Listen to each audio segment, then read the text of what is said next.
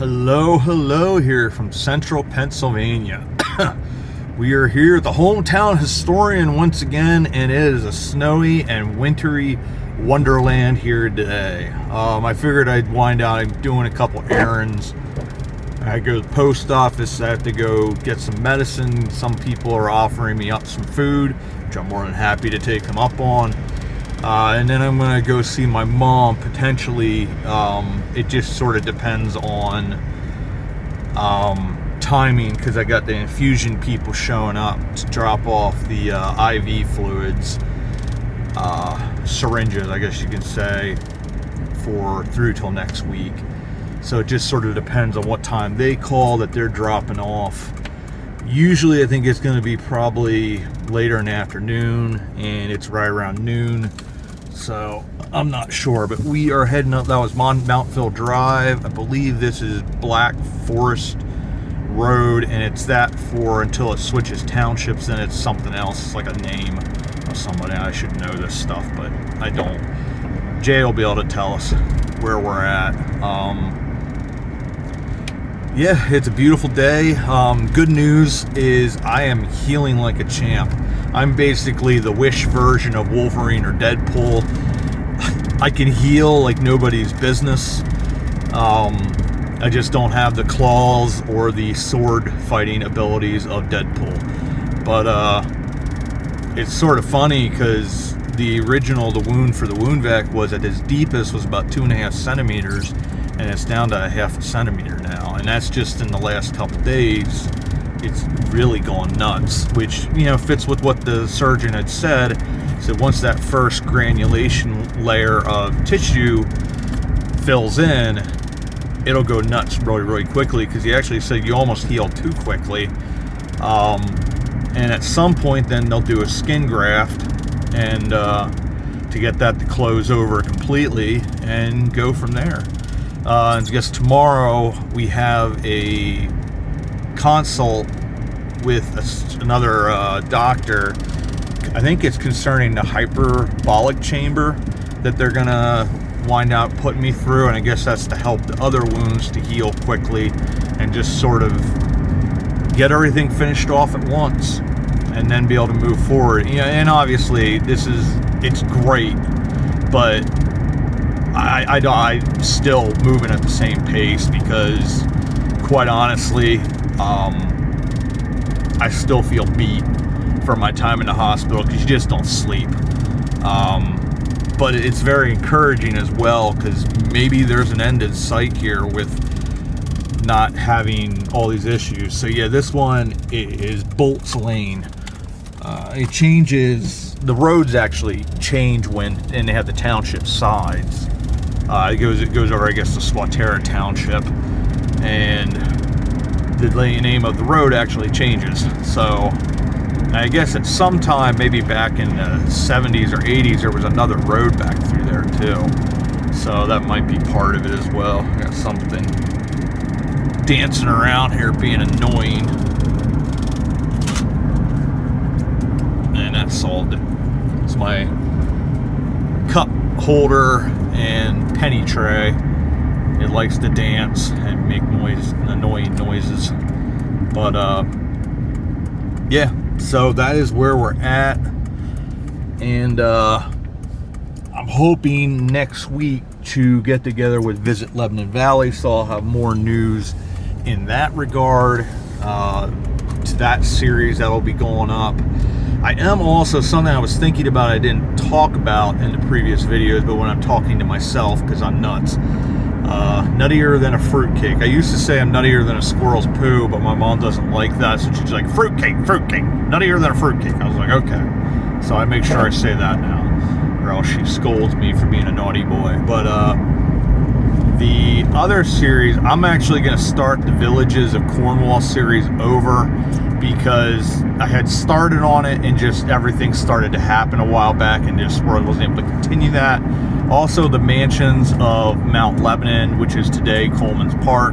We're going to start that series over again as well, and just sort of go through everything, and then just have it as a fluid series where it all sort of is done relatively within probably a month or two of each other. So that way it's all sort of rolls into one another. Instead of, I got the mountains or the mansions of Mount Lebanon, I think I got 1 or 2 done, and then just, you know, everything went nuts. So there's a lot of different things that I have that I can get done here. I want to get that video up on St. Paul's, but with the research that Moss Lady sent me, there's actually, I'll probably do it in a second video because I got to do a little bit more research, and we're going to read a little more thoroughly this guy's research paper that he did on this family. As an African-American family that went to that church and lived in that area, and they were originally from like the Philadelphia region, and really played a vital role in the local area. And there's a lot of really cool tidbits that I want to read sections from that. Like the first time they've ever had ice cream and that type of stuff. That was really like cool little notes on things that at that time would have been the new thing. And I thought it's a cool look into country life and into that area, of course, but just in general, the joys of those small communities and things that we can learn about together and enjoy finding out about our hometown history. But yeah, that is where we are at. I am going to pause the video here, and then we'll start up once we leave Annville. We'll be going over to Palmyra, so because I got to go out to that CVS. But we'll pause for a second here, take a moment to talk about how awesome the hometown historian really is. And on to the second part of our video, as we took a pause to wonder and say how amazing the hometown historian is. I kid, of course. I am amazing, but you know, my mom always said, well, it's not being arrogant if it's true. But anyways, so we're heading here from Annville. I stopped at the post office, and we're heading over to Palmyra, Pennsylvania, because I got to go pick up a med, maybe possibly 2, and then I got to go to Campbelltown, pick up some food from some friends, and then if I haven't gotten a call yet, which I shouldn't, I'm gonna run up 322 through Quinton, through Cornwall, the back way through to Lebanon to go visit my mom. She was in the hospital at the same time as I was this last time. She came in, I think it was Saturday, or yeah, one of those days, and then she was discharged by Tuesday. But she had a UTI again and was very disoriented. Had a couple other tiny issues, but they got that resolved reasonably quickly, and she's back to better health. So thank you for your prayers in regards to that as well, because I had asked in the last video. This one didn't get as bad. The last time she had that, I happened to be over in Mount Joy doing a job for my friend Ralph, and I got a call from my sister because she was on vacation with her family down in, I believe, Delaware. And mom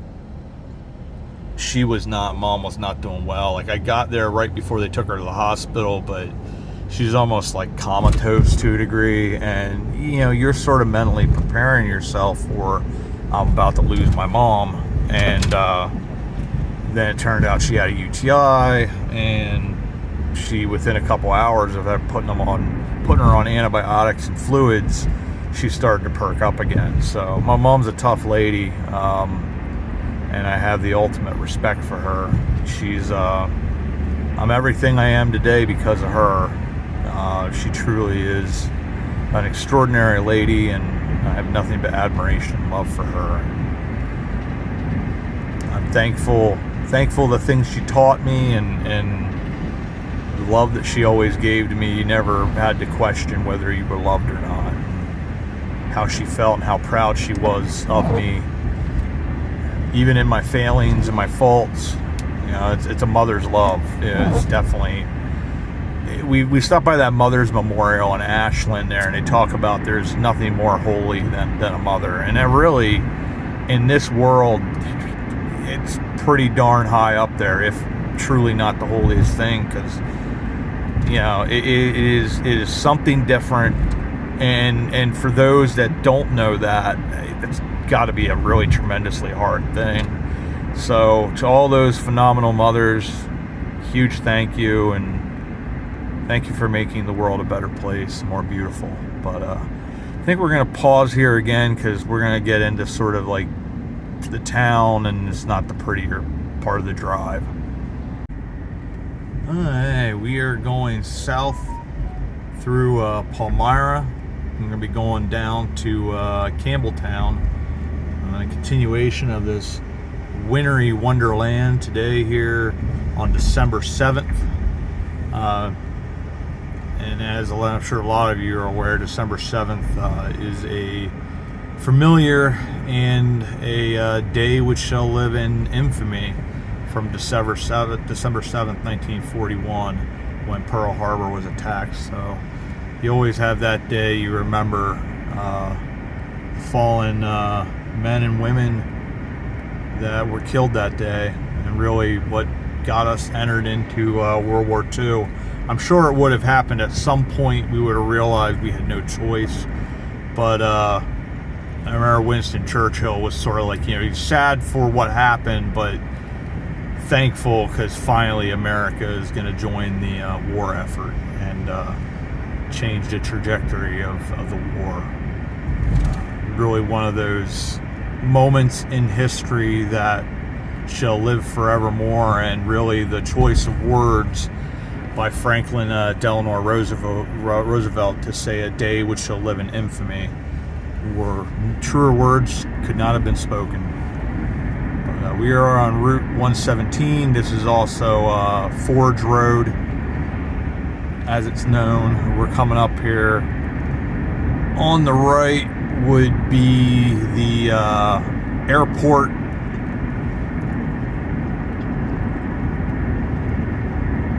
Everything is just so pretty when it snows like this. It's a very small snow, but it was cool to see nonetheless. I took a couple pictures. Sort of want to go drive and take a couple other pictures, but I'm still really tired from everything. So I'm going to get accomplished what I'm going to get accomplished, and then I'm going to go back home and relax, watch some TV, and just take a pause and reflection. And this is the airport right here on the right. A lot of really cool airplanes. Just one guy has like one of those biplanes. It's like a yellow and blue, and it's just a beautiful plane. Every now and then he has it sitting out, and I keep on saying, I'm going to stop and I'm going to take pictures of that, and I just never do because I'm stupid and don't take the time. Like, I've gotten a lot better at that, where I'm like, okay, I've got to get out and take pictures of such and such because it's just the right way to go. I hate these things because nobody really understands how to use them, because if you're turning, you're supposed to use a turn signal, even though it's the big circle-y thing. Now, most of those people were going straight, but the one person, of course, turned and didn't use their turn signal, and it just I hate that. It's like just understanding basic road etiquette and rules. Oh, it's a circle and I'm just continuing on the path. No, you got to let the other people know that are in the circle, because then the traffic flow can continue because people are moving fast enough. I don't want to go out in front of somebody. It's simple. It's a turn signal. It's just a flick of the wrist and boom, people know where you're going. Not that difficult. We're going to make a left. This is Route 322 here. We are here, Campbelltown to the right. Beautiful little town with a lot of history. And at some point we'll wind out going through there and checking out some of the cool buildings, because they do have, that's part of that heritage trails. We've done a little bit of it, but they have Campbelltown together with Lawn and what's the other town they have that with? It's like 2 or 3 different towns. Colebrook, I think, is on there, and all that kind of stuff. But this is a cool place if you're in the area to check out. Like, I think they're closed for, well, they're not closed for the season because they have Christmas trees, but Risser Marvel Farm Market, really neat place throughout the year. But we're going to pause here again because I'm almost at my destination. Okay, we are leaving Campbelltown now. We're on Route 322 here, heading east. We're going to be heading over to Quinton, Pennsylvania, where I work, and then going over through to Cornwall and then the back way into Lebanon to Cedar Haven to go see my mom. But yeah, the snow's starting to melt already. But it's so pretty when it's like this, and it's just neat to see these snows. And heard it was a little rough up in the Pine Grove region. There were a lot of, we did that over the mountain and back again.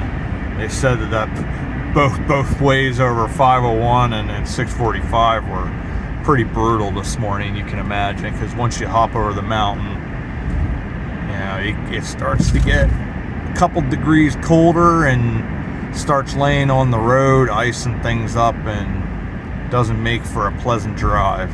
It's definitely not like this where it's country road to take me home, and it's nice and pretty and not wrecks all around you. Apocalypse, if you will. But I'm looking forward to a lot of the different things that we're going to be doing with the channel coming up. Like I said, the St. Paul's is going to be one of the United Brethren Cemetery and Church. We're going to talk a little bit about the history of the church and some of the cool things that were mentioned in this. It's not a report. It was I can't think of the name, the actual name, but this guy did it for as a college thing, specifically on this cemetery and on this specific family, and their importance. Because the one, it always, I guess, the tombstone, which I'm sure it's not in the video. I have to look at it because, you know, I was not moving around great, and this cemetery was it's one of those.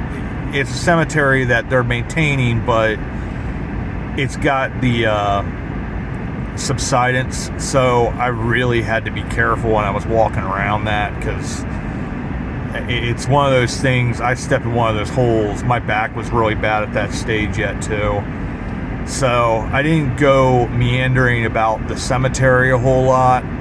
Otherwise I would have seen, I mean, I'll look back at the footage to see if it's there, but I will definitely mention it in the other parts of the video that I re-record. But I don't remember seeing that stone, but it talks about him being in the colored troops, and that would have intrigued me. Immediately would have intrigued me, because it's not some of those common things that you see in an everyday cemetery. You know, like Cliff and I went to that AME church in Pottsville, I think it was the Bethel AME church, and I was just started to see these tombstones that say colored troops. I think it was he was in the musical, one of those things, and then that's when we realized, this is an AME church, and we hadn't gathered that from when we were at Garfield Avenue at the Civil War monument that's also dedicated to Nicholas Biddle, who's buried in that cemetery, and we didn't find a time that Cliff and I went, and then the time I went afterwards I didn't find. It was only after the gentleman let me know in one of the videos exactly where it is that I did find it then. But anyways, that particular stone I don't think I viewed in that cemetery, because like I said, I didn't go around the cemetery a whole lot just because of those issues that I mentioned. And so that's something I want to do separately, that I talk about the history of that family a little bit more in depth, because it's another one of those really cool families, a lot like the Jones family that we'll wind up doing a video on as well. Daniel Jones had been a former slave of Thomas Jefferson, who's buried in Mount Nebo Cemetery. I've talked about, I'd like, if it fits with the family's wishes, because you never know if there's a reason why it's an unmarked plot.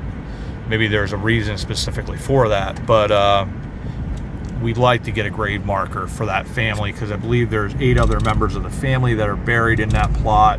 Moss Lady kindly sent me the list of those members, and then at some point we want to try to get the funding together to be able to put a marker there that not only marks the individuals that are buried there, but also tells the story of Daniel Jones and his trek north.